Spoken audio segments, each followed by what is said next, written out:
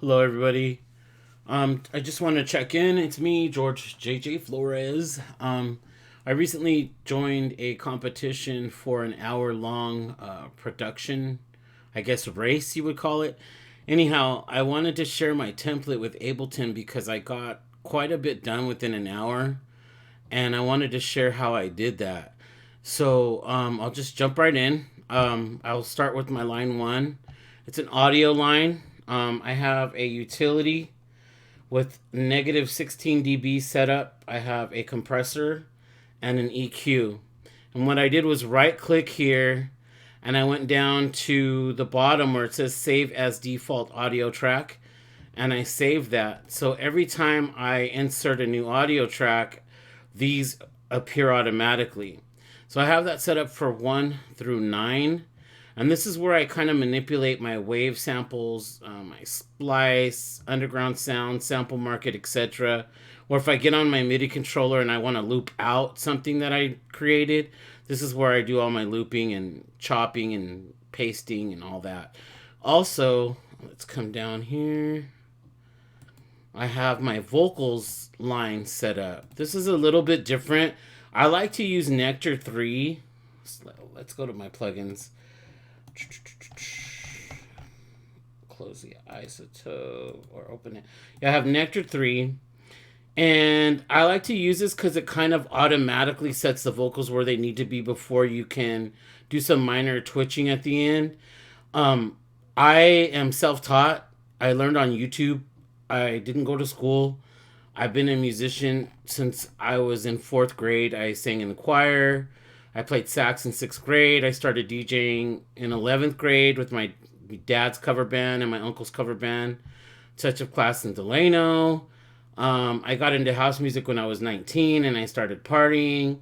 And then so it just went from there. And then after a while, I got serious about it. And then voila, here we are. So back to my vocals line. If I do vocals, I duplicate this a lot. I just right click, duplicate, right click, duplicate, right click, duplicate. If you have harmonies, if you want to add effects, sometimes I'll drag and drop the effect in and then make sure these buttons are on and hit record, and I can manipulate and record the automation that way for delays on certain syllables or certain phrases. Sometimes I just do the effects on one line and chop the vocal sample out and drop it down into the effect and leave all the rest of the vocal clean and clear. It just depends on how and what sounds better at the time. Let me delete this real quick. Also, I have set up here, we're getting into my MIDI. I have a 37 key launch key MIDI controller with 8 knobs, 16 pads. It has an arpeggiator on it. Got a mod wheel, a pitch wheel, or bend rather, and it's got full-size keys, so it's pretty beefy. I can do a lot with it. I think I can even sequence, using Ableton and all that, which I'm learning, so that'll be later. But anyways, I'm getting off topic. When I like to use my MIDI, my go-to right now is the Roland Juno 106. So I just open that up on this line, or if you go to your Roland plugin and you double click on the Juno 106, it'll add its own line. And so I can use my MIDI to just manipulate that and record there as well. You can do drums here, you can do whatever. It's a MIDI controller, it's unlimited. Then I have the extra MIDI on the bottom because some sounds from the Juno are real retro and kind of authentic to Roland and whatnot. And so I just kind of feel that.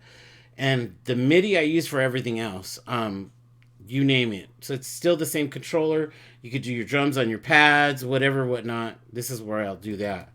Everything I have from the vocals up has a utility set at negative 16 dB.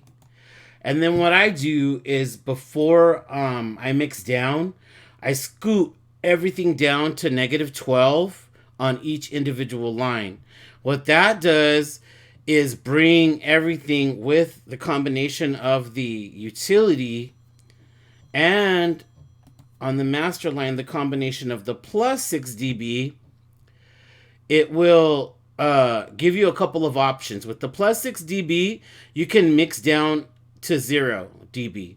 And then when you turn this utility off, it automatically is -6 dB. So that's an easy cheat way to get to your -6. Sometimes though, tracks and samples are really stubborn and you kind of got to get in there. So the other way I do it is I just move everything to 12 and it starts at 12. And by the time I add all the instruments and mix down everything and pan left and right and stereo here, it gets really close to -6 dB. Then I can manipulate my bass and my kick and all that, to fit that. So let me get back here. I finished with my MIDI. Now I want to go to my master. Or actually, real quick, I don't really use my delay and reverb. I can. It's a group. You can chain it out through the choose 7, 8, 9, and then do the delay on those three. You could do whatever. I love Ableton.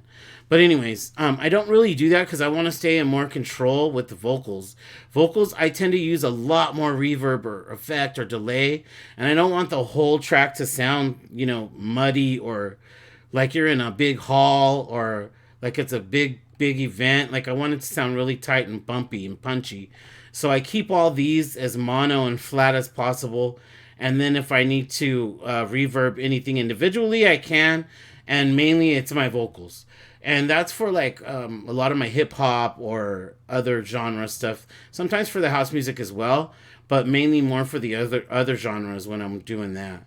And then I go down to my master line or chain or whatever. I start with the utility at the +6 dB. Like I said, for the cheat, you can go here and mix everything down to 0. Turn this off, and it's automatically at -6 now. So that's a really, really quick way if you're barely learning or trying to get things together and the samples aren't really, working for you. So also I have a compressor, which I don't really manipulate.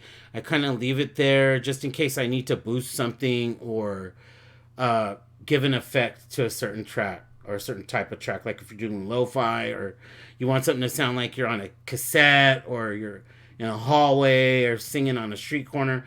I just kind of use different things to pull, and this is one of them at the end. The other thing I do is a spectrum. I like to check that out to see while the track's playing where we're at. You don't want your bass to go, super high. You definitely want to learn parameters and all that. You can get all that information on YouTube. I'm self-taught, so like I said, I'm still learning. But I did learn to use this, and it's been helpful because I got out of the red. Anyways, back to the master chain. I also do the VU meter for the deluxe, or excuse me, for the low end effect.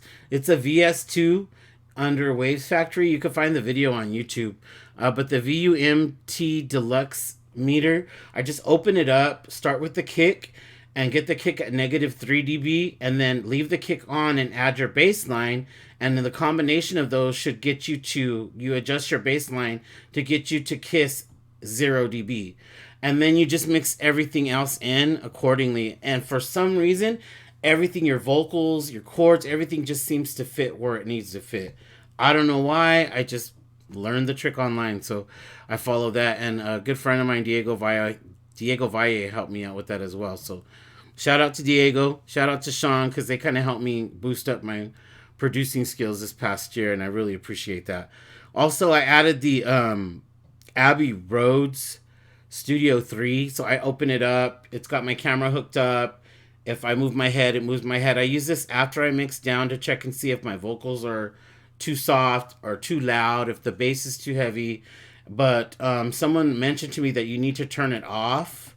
So make sure the yellow light is off before you export your audio, or else the EQ is going to go wild. Anyhow, that's how I get things done so quickly. I don't waste time, going through here and adding each line, adding each plugin every time. It's an extra 20 minutes to 2 hours sometimes. And I just don't want to do that. It quenches my creativity. I like to move fast. I'm a Gemini. When it hits the air, I hear it, and I hit the ground running. So I've just learned certain ways to make it quick for me. Also, if you have kids and a job and you got other projects and shows and things like that, you want to make sure your creative process is as open as possible, and you can get to it as quickly as possible, because all this right here will just make you tired.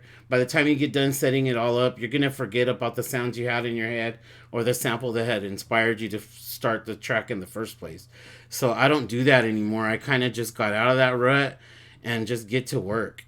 That's it though. If you guys can support me by checking out my new music and website, gjjfmusic.bandcamp.com or gjjfmusic.com.